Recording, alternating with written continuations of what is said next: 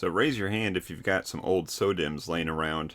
Maybe they're somewhat organized by putting them back into cases like this, or sometimes you just keep them in an anti-static bag like this, and you got just a pile of them. We're going to fix this problem today.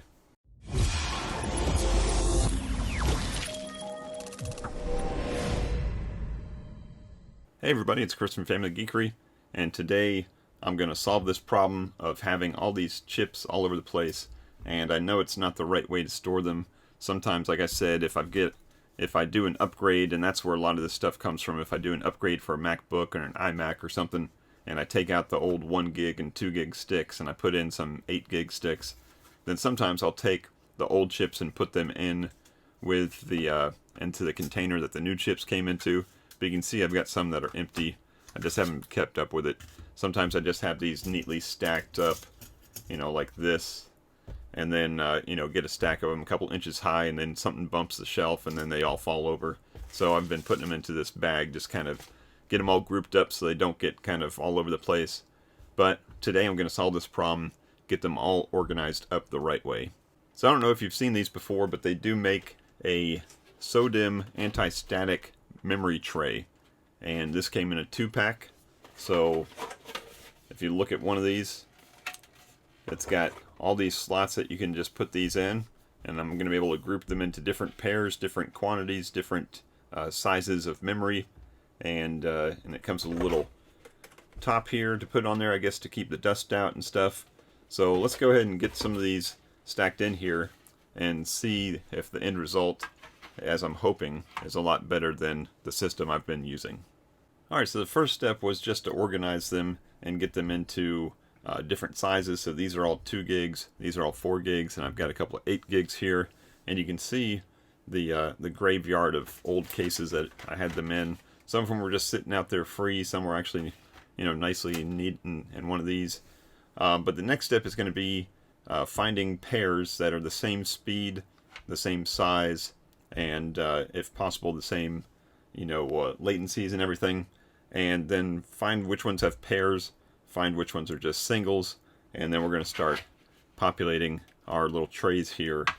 That way when I need 2 4 gig sticks, I don't have to go through all of these to find 2 that match. They'll already be matched up right here in the tray. The next step after that would be nice is on a rainy day to go through all those pairs and pop them into a computer and see which ones work and which ones don't. It's very possible that there may be a non-working chip in here somewhere, so that's always frustrating when I'm doing an upgrade or testing something out and accidentally grab a bad pair and forget to throw it away afterwards. So let's go ahead and get these organized up and see how it turns out. Alright, so far so good. So these here in this first column, they're all 2 gigs, and I found exactly 1, 2, 3, 4, 5, 6 matching pairs. They were identical speeds, identical latencies, same brands, and I've got just 2 oddballs. So far so good. Alright, I'm done with the 4 gigs, and it looks like we got 4 pairs of matching 4 gig RAM and then 3 oddballs. And that's not uncommon, because you might think that maybe if I was upgrading a laptop that somebody had already put 4 gigs in to make it 8. Maybe their laptop started with 4 and they put in another 4 to make it 8. When I ripped that out to put in 16, then they might not have had matching pairs to begin with. So it sure is a lot easier to check out and see how many you've got this way than just in a bag. So let's go ahead and fill up that next tray with my 8 gigs. Not very many left to do. Alright, since I only had a couple left to do, a couple of those 8 gigs left to do, what I did was I left the 4s up here, all the matched pairs. Here's the 3 oddballs, and you can see they're spaced out by 1, so I know that they're not pairs.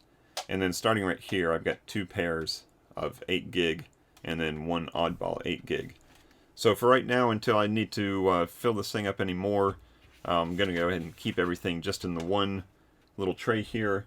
And then I've got my second tray here for growth, as we are going to do more upgrades to laptops in the near future, and even a couple iMacs. So go ahead and hit subscribe so you don't miss those. So that's it. I'm very happy with this. This worked out good. It's a lot easier than, I've used these same trays for desktop memory, but the problem with the desktop memory is they aren't all the same height, because you can get the fancy RGB or all the big heat sinks on them, and they get different heights, and they don't fit in slots near as perfectly as these did. These all fit in, and they're in there good. They come in and out real easily. So I'm very happy with these. I grabbed these on Amazon. Of course, I'll throw a link down to where I found them in the description below. So thank you for checking out this. This is a long time coming. I've been very disorganized with my memory, and now I'm going to try, cross my fingers, that I can stay somewhat organized with it. I'm going to get rid of all this garbage here and have a little cleaner setup here. So thanks for watching. If you like this, give it a thumbs up. That supports my craziness. And if you want to see more, go ahead and hit that subscribe button. And until next time, peace out and geek out. Ah, dang it, I found another one.